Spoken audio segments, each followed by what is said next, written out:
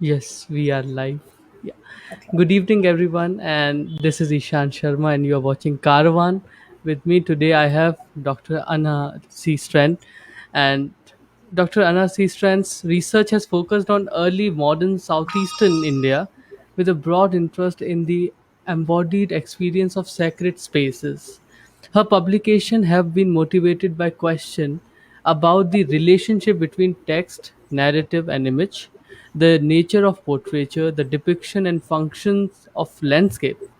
Her first book, Imagination and the Art of the Real, Early Modern Murals in Southeastern India, argues that temple mural paintings from Southeastern India from 1500 to 1800 reflect and instantiate a turn of mimetic representation as a key feature of cultural expression in the devotional narrative and landscape and portraiture. Her second book, tentatively titled Trees and in the Ecologies of Art in South India, reconceives the importance of trees in South Asian art and religious practice in the light of their changing social, economic, artistic, religious, and environmental ecologies. Dr. Seastrand is currently assistant professor of art history at University of Minnesota, Twin Cities, and we are really honored to host her this evening to talk about murals of the South Indian temples. So, without further ado, I formally welcome Dr. Seastrand, and I'm really grateful for her for accepting our invitation. Thank you so much, ma'am, and it is truly an honor. Thank you. I am truly honored to have been invited to participate in this forum. So thank you very much.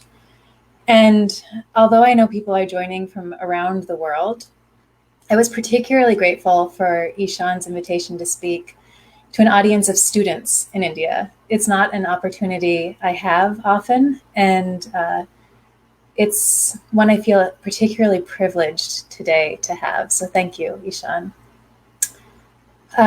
Many of you might know that I lost a colleague, close colleague this week, my friend and predecessor at the University of Minnesota, Professor Rick Asher. He was a tireless advocate for students and for bringing scholars and students together from across the world. So I would like to dedicate this talk to him.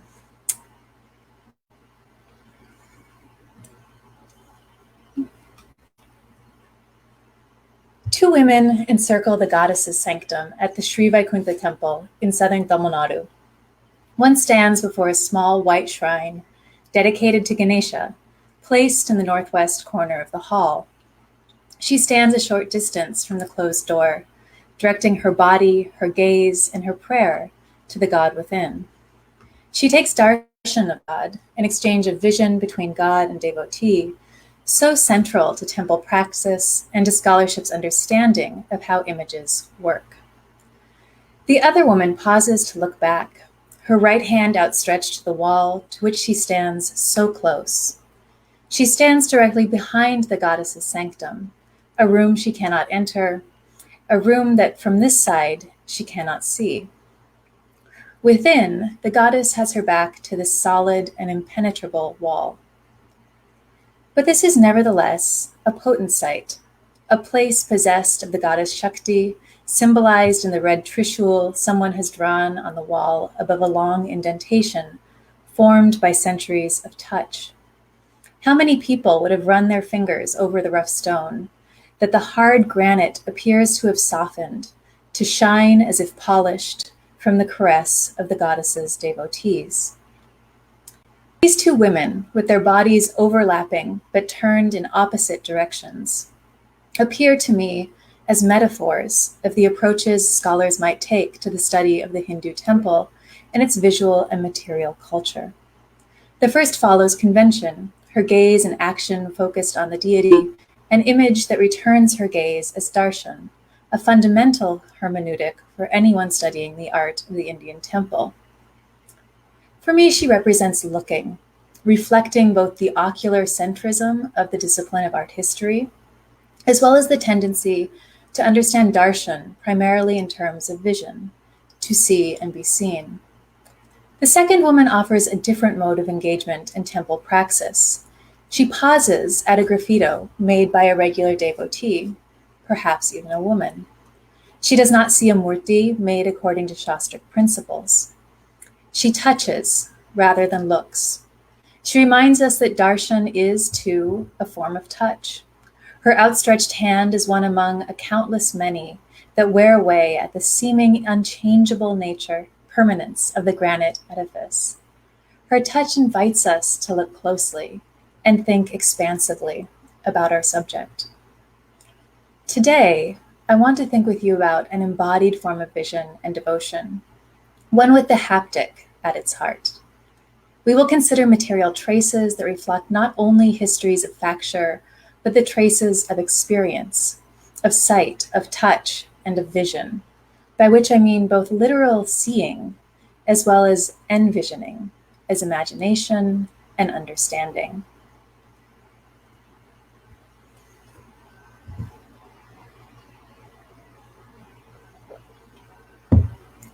Nestled on the banks of the Tamiraparni River in the far southeast corner of peninsular India is the Sri Vaikuntha temple, dedicated to the god Vishnu and home to the goddess we just discussed. Around the god's innermost sanctum is a circumambulatory passage, whose walls and ceilings were covered with fresco mural paintings in the 18th century. Though some of the plaster has crumbled, the brilliant colors of mineral and herbal pigments on plaster are still arresting. Devotees encircle the shrine of Vishnu by walking through this hallway in ritual circumambulation, pradakshina, but none seem to linger in admiration of the exquisite paintings of the 108 sites sacred to Vishnu on the walls, known as the Divya Deshas, nor to follow the narrative of Krishna's life on the ceiling in paintings of the Bhagavata Purana. In fact, no one seems to look at them at all. Having given most of my professional life to studying murals, the realization that no one seems to notice them has, at times, worried me. And I've often encountered the question of whether anyone really would have looked at these works on the walls. I took refuge in the fact that someone must have thought they were worth thinking about. After all, look at how well planned they are. And so beautiful. Maybe, I'd thought, there was a time that people, someone, might have stopped to examine the gorgeous paintings on the wall. And if they did, how would we know? I was delighted when I realized that one painting at Sri Vaikuntham seems to have been carefully caressed by those who pass by it. Located behind Vishnu's sanctum on the west wall of the hallway that surrounds it, the painting depicts the Kanchi Varadaraja temple, identified by the Tamil and Telugu labels above. The painting depicts a four-armed Vishnu standing under a temple-like superstructure. At the lower right is a small image of the goddess holding white lotuses in her two hands. To the left is a relatively larger figure of a man holding a fan for the deity. He wears a distinctive cap and is marked with signs on his forehead, chest, and arms that identify him as a Tengalai Sri Vaishnava, a devotee of Vishnu. Below, in a separate register marked by a frame, is an image of Yoga Narasimha, another form of Vishnu as half man, half lion, seated within a mountain landscape beside a temple tank and alongside a white staircase that connects this lower register to the one above. And here, just as an example, I'm showing you a sculpture at Hampi so that you can better see the painting in its degraded state. At the famed Kanchi Varadaraja temple, to which this image refers, Vishnu's shrine is located atop a small hillock, which is reached by a set of 24 stairs. Below the hilltop shrine, there is a cave-like sanctum, which contains an image of Yoga Narasimha. And this was probably the first temple at the site. The temple was a minor one until the medieval period, far less important than others in the same locale. It is mentioned in the 6th century poem of Buddha Alvar, one of the revered poet saints of Tamil Vaishnavism. And I'm going to read you the Tamil, even though it'll be a little mush-mouthed, just because I think It's so beautiful, and the poems are such an important part of the experience of paintings. Inenjam mayan, yenchenian, danavane, vanenjam kinda, manivanan munam che, urian, uripertan, ulahayetum, arian, atioran. He who is in my heart and on my head, who split the demon's chest, sapphire-hued, long ago destroyed the world and created it again. He who wields the discus and rests on the ocean, bored of Atior. This poem identifies God not only as dwelling in the village of Atior, the old name of Kanchipuram, or the village where the temple is located, but also as dwelling in the poet's mind and heart. An aesthetics of participation invites the hearer of such poems to enter into an imaginative space where the god dwells in the heart and mind, accessible through poetic description. And visually, we take an imaginative journey, entering into the outer part of the temple with the temple tank and original shrine, and then climb the stairs to the later hilltop shrine, which by the 17th century was the more important of the two. If one knows the temple of Varadaraja Perumal, it is easy to trace a path through its shrines, geographical and built features, through this map-like image, just as one might journey through the temple in poetic description. Seeing, in this case, is as much a matter of physical observation as it is of the imaginative journey that both literature and paintings encourage. But just in case the beholder isn't quite prepared to make that imaginative leap, the painter has made provision for this too, by labeling important parts of the temple one wouldn't want to miss. The architectural tower over the shrine of Vishnu is called the Punyakoti Vimanam. The oblong tower is comprised of 2 levels covered by a barrel-vaulted top. Although the tower was rebuilt in the 1930s, inscriptions indicate that the tower was covered in gold in 1514 by the famed Vijayanagara Emperor Krishnadevaraya. The Vimanam, or tower, is itself an object of veneration at the temple, and it is believed that the devotees should first honor this structure before honoring the deity. So important is this architectural feature. In a poem at once eminently imagistic and somatically suggestive, by the great scholar Manavala Mamuni of the 15th century, he describes the temple as succeeding sites of worship. Manavala narrates his way in, first offering worship to the water tank, then to the sacrificial altar, to all of the gods and saints throughout the temple, and finally to Vishnu, whom he describes as flanked by his consorts and standing under the Punyakoti Vimanam. Here, text invites us to envision our progress into the temple, much as the painting also does. Vimanam, the tower over the sanctum of a South Indian temple, is a word that can refer more broadly to a temple or shrine, but that also means a chariot or palace, and specifically a chariot of the gods. The structural temple is the literal mula, origin, sthana, place, from which God emerges in procession in the movable temple, the chariot Vimana. This is an example of a small-scale Punyakoti Vimanam, used in festival procession of the deity at the temple. It is a vehicle for the god's procession. As a devotee circumambulates a deity to honor them, so the Vimana moves in a clockwise circuit through and around the temple. Thus, in circumambulatory procession, deity and chariot mark the immovable God at the heart of the immovable temple as the center, as that which is honored through ritual circumambulatory performance. Moving out from the center of the temple, a place of visibility and touch restricted to elite Brahmin men, the movable image in the Vahana is eminently accessible. He can be seen by his devotees, proximate in the mobile temple that is brought to the devotee. One might think of this as also reflecting a theological truth, where the accessibility, salabhya, of God is an important aspect of divinity for the religious tradition of Sri Vaishnavism that developed here. The use of this architectural feature as the vehicle of the god's procession through the temple reinscribes its importance as the home of Vishnu.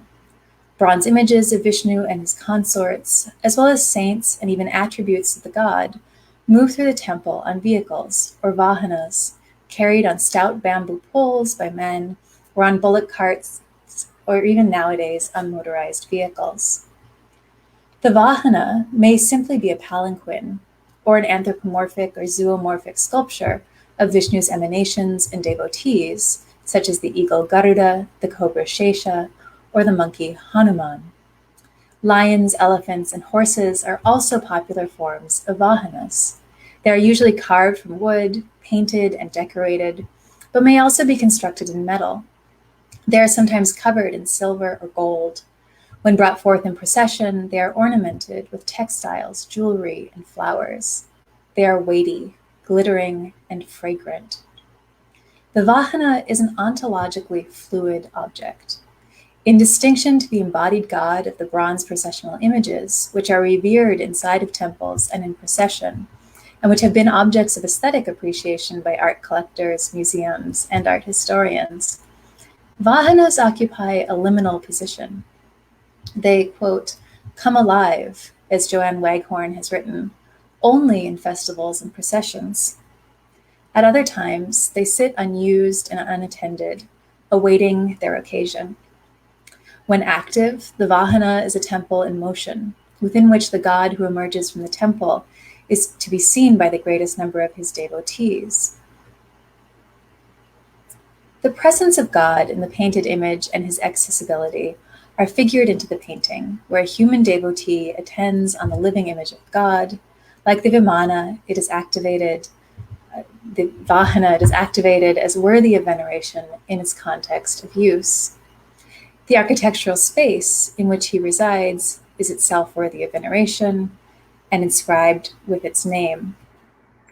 And judging by the flaking paint and blackening from oil, it looks to have been touched over the years by the devotees. On the opposite, left side of this image, and hardly visible under the blackening oil of devotees' touch, is a small green gecko in the upper left of the painting. At the Kanchipuram temple, there is a room near the shrine where in the ceiling are metal images of the sun, moon, and two lizards, one large golden one and one small silver one. Legend has it that if a devotee touches the sculpted geckos on the ceiling, he or she will gain wealth and release from the sins of life, and thereby gain moksha, release from the cycle of rebirth.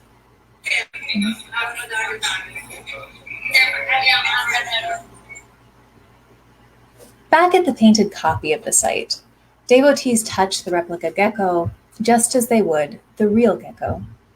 You can see in this image of a different painting in the same series that is the same size that our painting has been touched at about head level, not a casual brush of the hand when walking by, but blackened by a hand outstretched at or above eye level.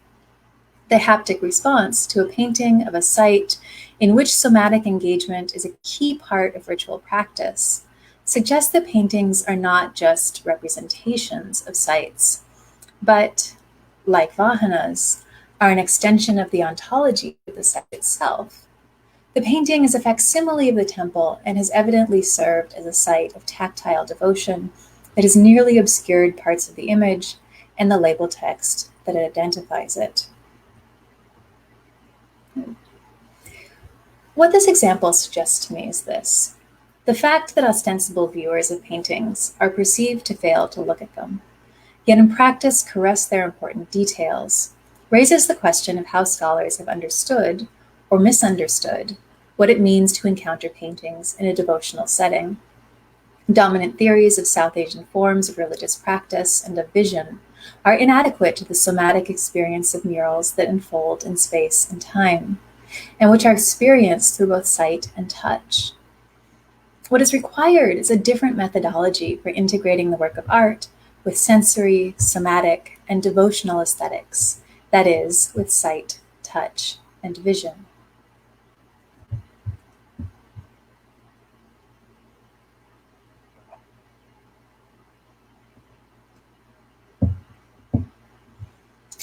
So if one agrees that a different model for understanding vision in the Southeast Indian context might be needed, where might we look to historicize it?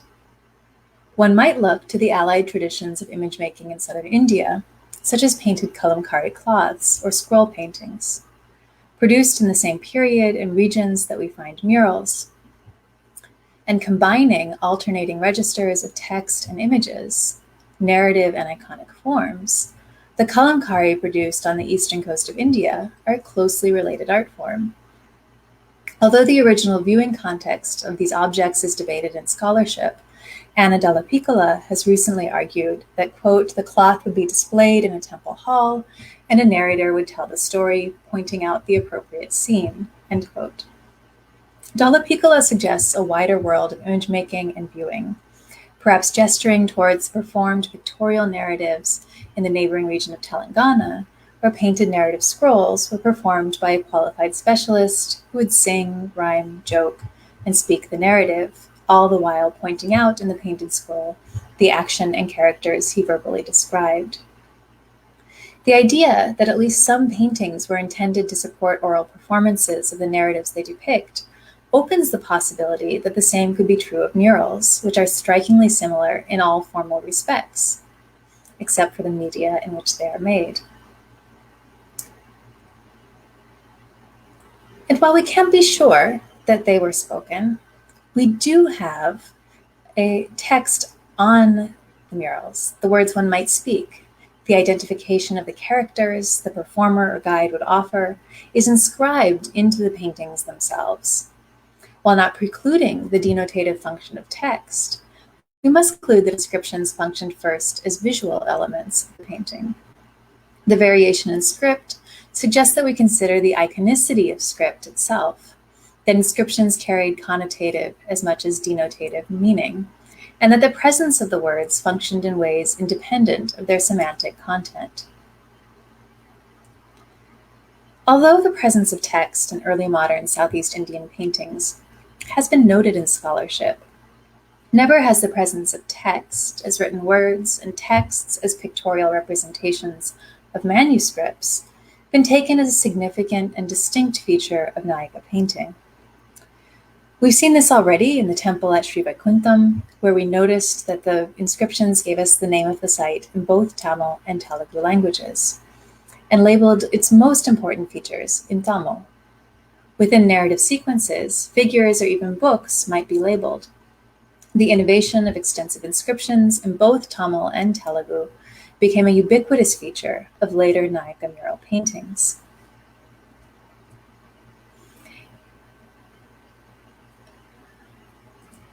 Given the prevalence of the representation of manuscripts, reading and writing, pictorial representations of known texts, the inclusion of inscriptions in dedicated registers, and in the pictorial field, and the textual subject of many of the paintings, text, as an object of both semantic and visual apprehension, is a feature of Nayaka painting that cannot be ignored.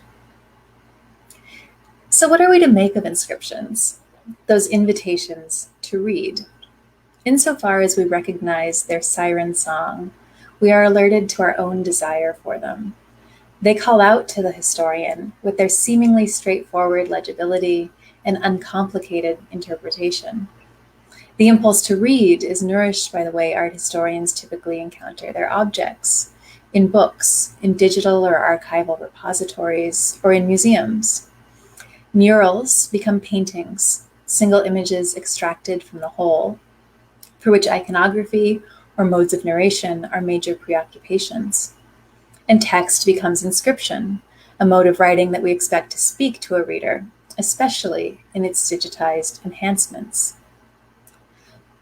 While the inscriptions on walls and many ceilings are unquestionably legible, many are not. The extensive labels and inscriptions at the Sri Bragadambal temple at Pudukottai, some 15.5 feet from the floor and unlit, would have never been legible to someone standing below. They're in the dark, far away, and quite honestly, physically painful to observe for an extended period of time. If the purpose of writing on paintings was to convey information, Why bother to label figures so far away that it's nearly impossible to read them without the help of photographic enlargement?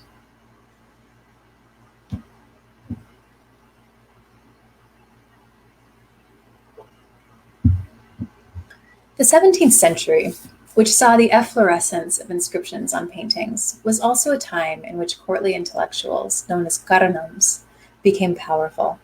These intellectuals were scholars and writers. Sometimes they are described as scribes, but their activities were creative, not rote. They advised the kings they worked for, they wrote histories, literature on politics, and poetry. They were accountants, and they managed land. They used the written word to increase their own prestige and power. As a result, in short, the written word itself rose to new prominence. The importance of writing in turn influenced iconography. As other scholars have noted, the goddess of learning, Saraswati, identified by her Veena, got a manuscript to hold. Yama, the god of death, got a bookkeeping assistant, who becomes even more powerful than Yama himself, since he's the keeper of accounts. Images of books, many with inscriptions on them, proliferate. The paintings also betray a concern for tracing lineages of texts and assigning authorship. This is evident in narratives that depict the lineage of teachers and important texts. Here we see students who go on themselves to become teachers of important texts in Sri Vaishnavism. Or here, in a cycle of paintings of the Ramayana narrative, the story begins by identifying itself expressly as Valmiki's Ramayana, even though it's not quite, and shows the transmission of the Ramayana from heavenly Narada and Lord Brahma to poet Valmiki's literal writing of it. Importantly, we also see here a division of labor. While Tamil language inscriptions tell the story of the Ramayana, the Telugu inscriptions appear within the visual field almost like a commentary, giving more information than what is given in the narrative Tamil. And you can really see that over the head of Brahma with the Telugu inscription in the visual field. We might say then that text in paintings is an extension of the prestige and importance of text in the broader cultural world. Representations of books, manuscripts, writing are a reflection of a world in which writing is power. Historians Narayana Rao and Sanjay Subramaniam have gone even further to suggest that, quote, reality is now what was written down and not as earlier what was uttered, end quote. Paintings are part of a cultural sphere in which text matters. Writing is the activity of gods and saints, and words make things real. And yet, no one stands around and reads a painting. In many places, you couldn't even see the words if you wanted to read them. And then again, even if you did, you'd need literacy in 2 languages with different scripts, and they might reveal to you nothing more than the name of the hero of the narrative you already know by heart is Rama. Let me offer one more observation for your consideration. The inscriptions often suggest that the reality of this place is inscribed through the words themselves. In fact, we see even in the label inscriptions of this period an emphasis on specificity, the here-ness of place and story.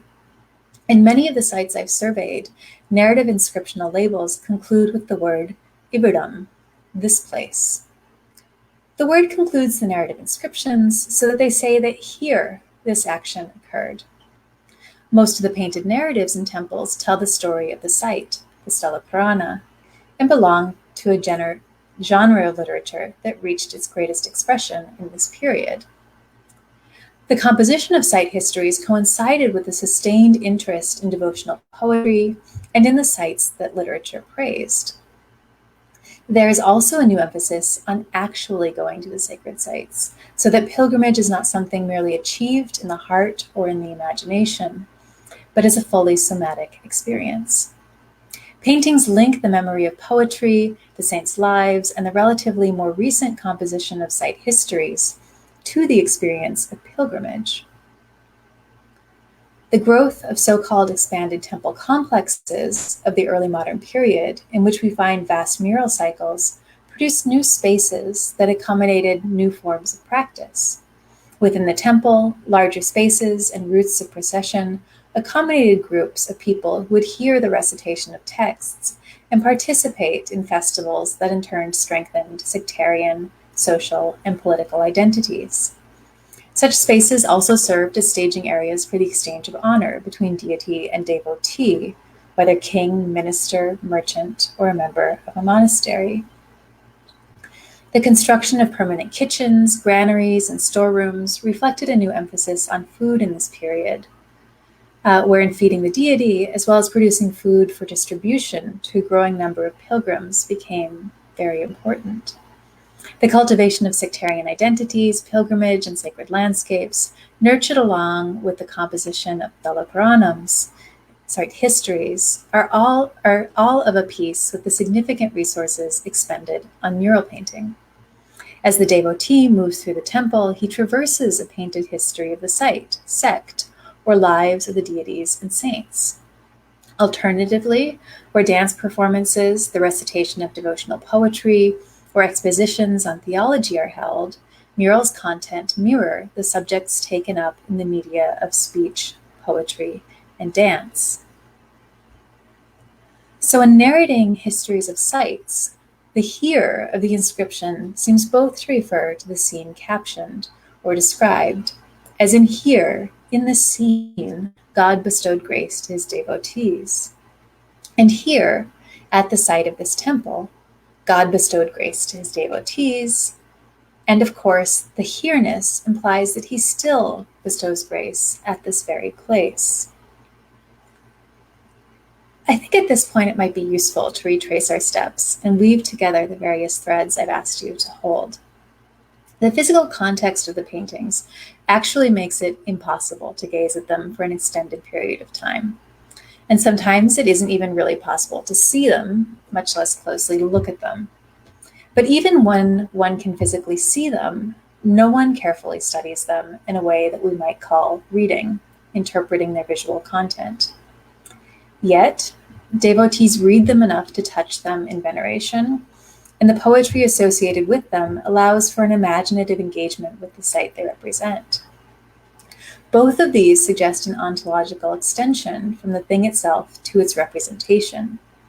Moreover, the importance of the written word in this period and its quote-unquote reality effect appear magnified in labels and in narrative inscriptions that insist on the here-ness of their subjects, particularly in light of the fact that the narratives are very often histories of the sites in which they are located.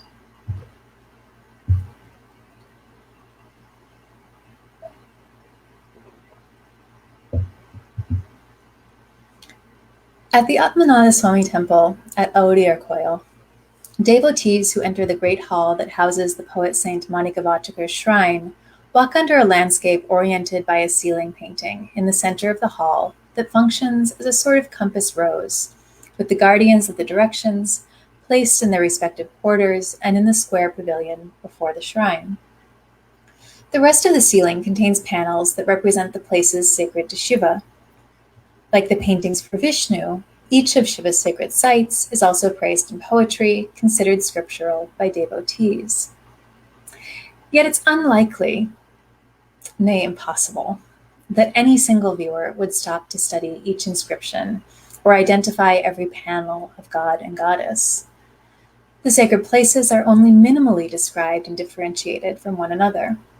Nevertheless, each image is visually distinct.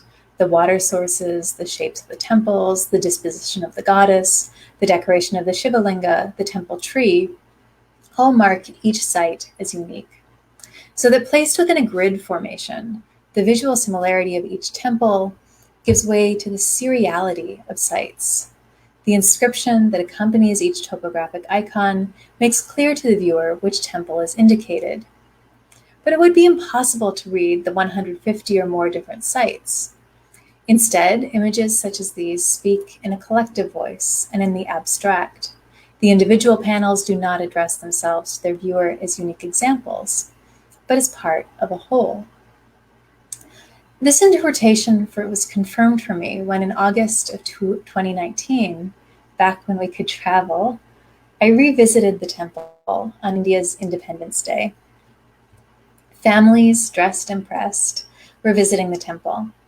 As I was reshooting some photographs of the ceiling, which are damaged by water and covered over in soot, I eavesdropped on a family. Very rude, I know. A mother, father, 2 kids, and grandmother. The parents explained to the children that by standing under the image of a sacred site and turning around in a full rotation, they could honor each of the sites, condensing the act of pilgrimage and circumambulation into the acts of viewing the site and performing a rotation of the body under it. I was very excited to hear that one can perform a devotional journey through sight and somatic action. Inserting myself, I asked whether one must turn on each image.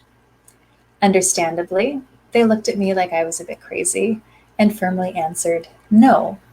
One need not look at each image in order to efficaciously interact with the paintings and the sacred landscape they represent. An embodied vision is much more than seeing each detail. While this is but an anecdotal observation, it suggests that the paintings are sites of intellectual, devotional, and somatic engagement by their viewers.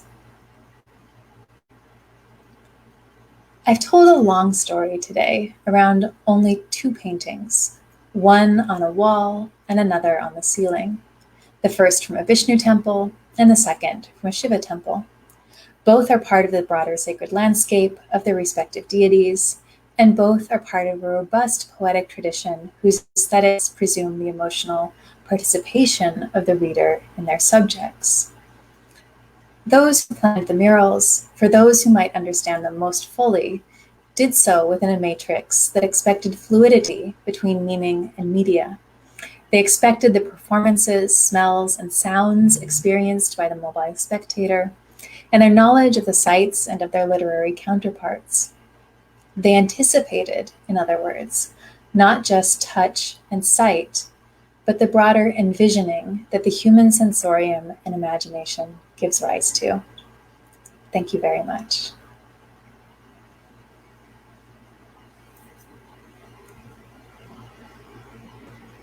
Thank you so much, Professor Seastrand, for that wonderful lecture.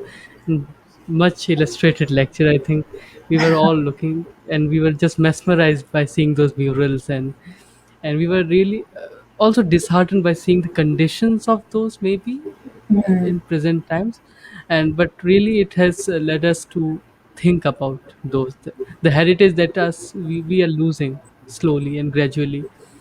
uh, yes.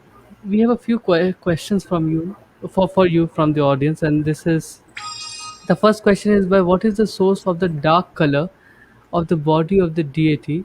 Is it vegetable or mineral base?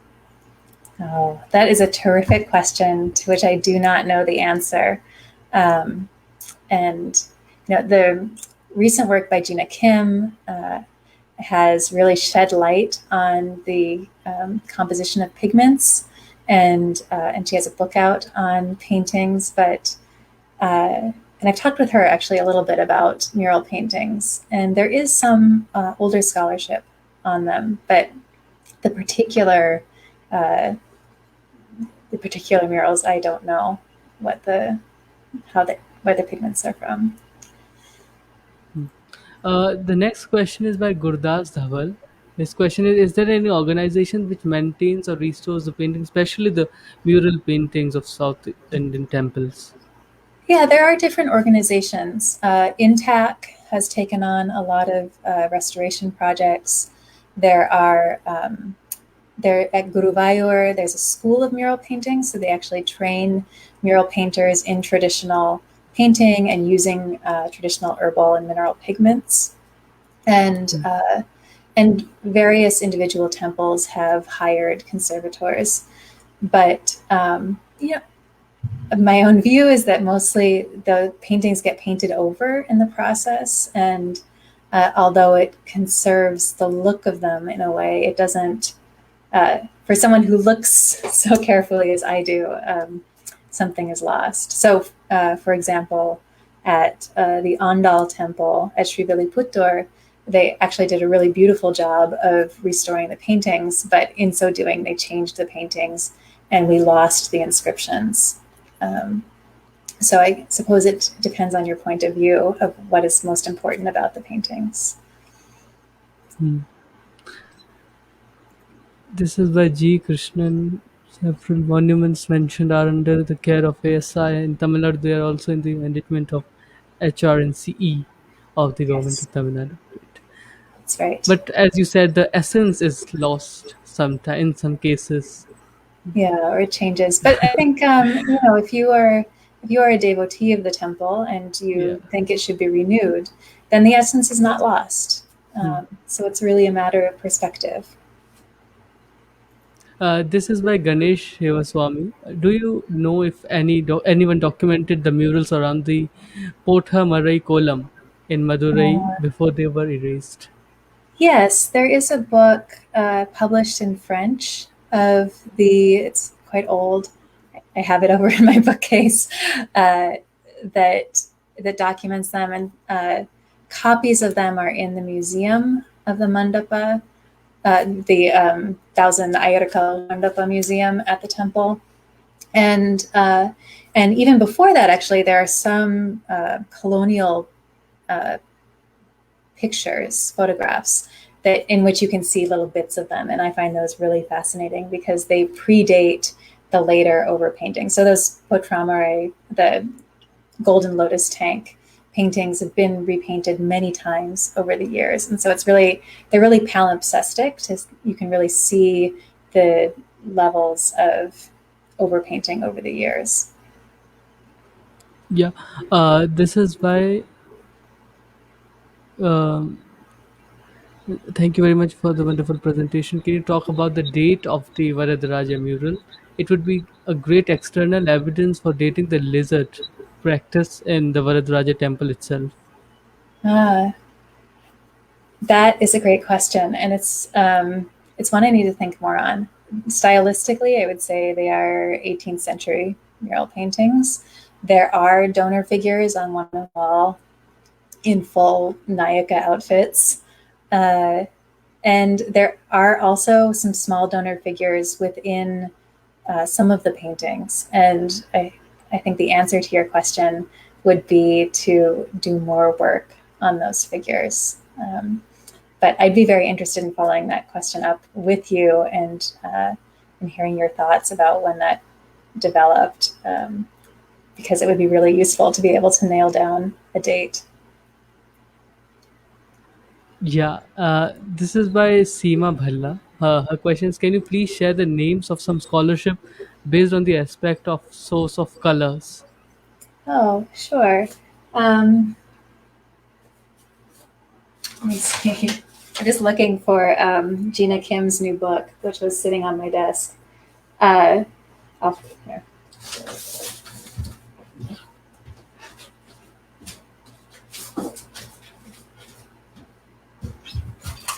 Let me recommend this one.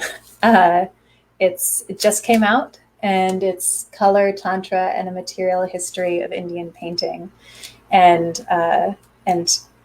Gina Kim has worked with scientists to analyze pigments, and so this is hot off the presses and would have a great bibliography as well. Yeah, so here you go, Seema, with your recommendation of the book. The next question is by Harsh, and his question is: South Indian temples are full of expressive sculptures. Then, what is the relevance of these murals? Are these temple walls big canvases for devotees or something? I think we have to think of them, and that's a great point, because what is most striking when you walk into a South Indian temple is the incredible sculpture, and and the reason that I didn't bring it up, I think, is that sort of a reaction to the prominence of the sculpture, which has received all of the attention of scholarship. It's been all on architecture and all on sculpture, whereas there's very little scholarship on mural paintings. People think of painting as a Deccani or North Indian uh, activity, and South India really gets short shrift. But you are precisely right. We cannot think about mural paintings without thinking about the sculptures that are around them. And I've been really inspired by the work of Crispin Brandfoot, who has argued that sculptures, and particularly portrait sculptures in South Indian temples, were intended to interact with deities while in procession. So they're sort of raised up off the level of the floor at the level of the vahana, or the palanquin that might take the god through the temple, so that a devotee would see the portrait sculpture, usually a nayaka, and the deity interacting visually. And so I've been thinking about that visual interaction that is also spectacle, and that paintings sort of recede, but they're also the background for this. So um, many of the sculptures depict the poets whose poems are then depicted in the paintings. They depict stories associated with the site in the Stela Purana that are also depicted in the paintings. And so there's a kind of layering across media that I think is really important.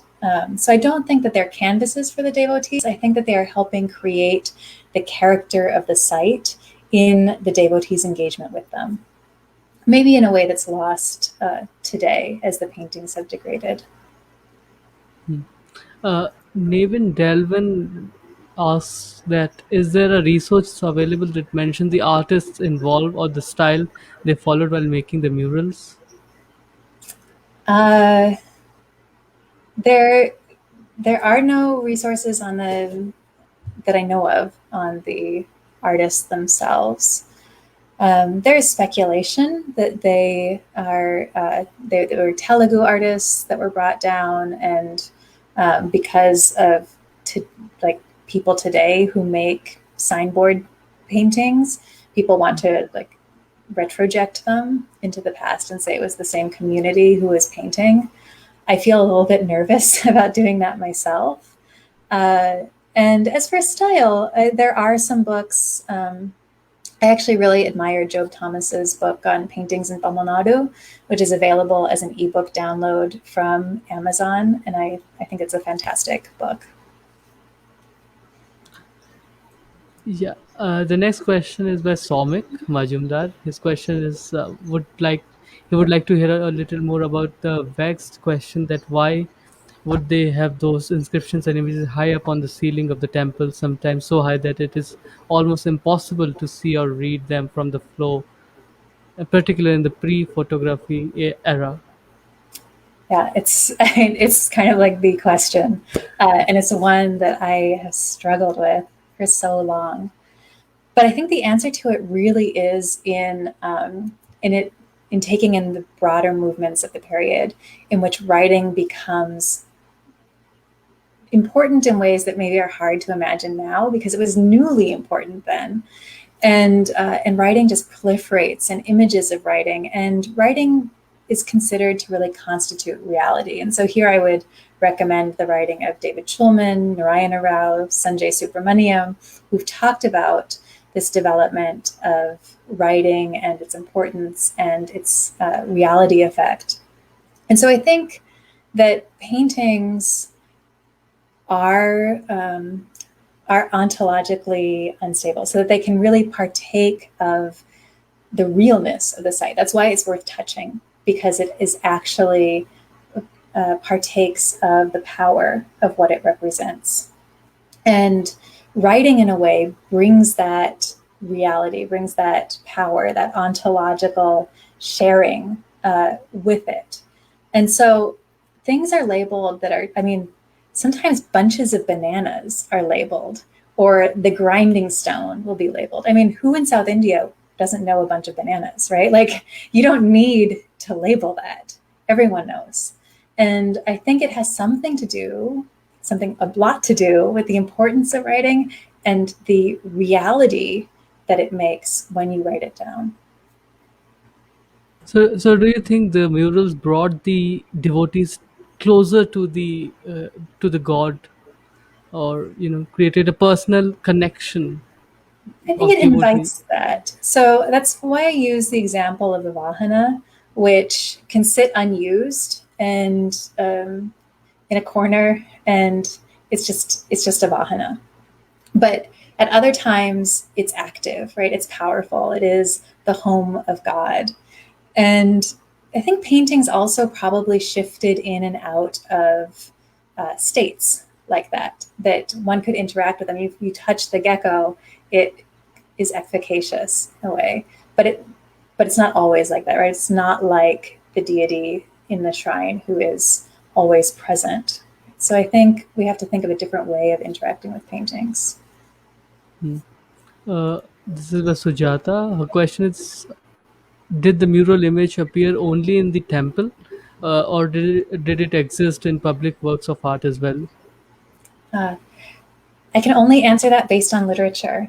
And from the oldest stratum of literature, so Sangam period, the Mani Meghalaya, for instance, we have descriptions of paintings in towns, on city gates, on walls, paintings that decorated homes inside of them. And we have evidence of that all the way up to the Nayaka period, where literature writes about the paintings inside of homes as well as palaces. But to my knowledge, almost nothing survives. So there are a couple palaces that still have paintings inside of them, but it's very hard, I think, for frescoes to survive if they're outside, like on the walls of the city. We'll take one last question for the evening, and this is the Krishna Sampath. His question is: the import of these images are sublime, and was it more the doing of painting that were more important than its reception? Secondly, were the singularities of these paintings and sculptures less important than the gestalt that the temple represented? These are great questions. I love them. Yes, I think if you talk to someone who makes temple art today, they will say that doing it is also a kind of, it's work, but also a kind of devotion. And we could imagine painters like that in the past, that doing it was important. We can imagine God also as the audience for these. So that gets back to the question of why can't we read them, and what about the words? Is it making real the representation for a divine audience? Can you remind me of the second part of that question? It was good. Yeah, it was. Were the Yes. singularities of Yeah. these paintings? Yeah. I think that's true. So if we find, like, at many sites we find series, so we'll find all of the 108 Divya Deshas, or we'll find all of the Shaiva sites, or all of the Stela Purana. There's no way you're going to take it in. But I think when we think about a temple, we think about a recursive viewing, right? Even circumambulation, you go once, you go again, 3 times, right? You have multiple opportunities.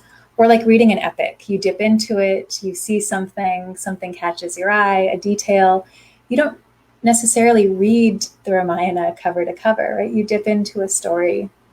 And I think that we can think about painting in the same way, that it produces a gestalt, as you say, within it. It creates the character of the space, and it invites you into limited engagement. Something might catch your eye one day. And I think, and if we think about that in concert with poetry that would inform it, with hearing those poems performed, or hearing the recitation of a text or a commentary, then we can start to think about a multimedial reception of these paintings that I think they would provoke in the viewer.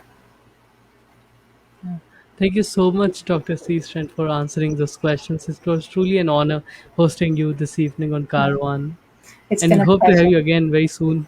Thank you. It's really been a pleasure. Thank you so much.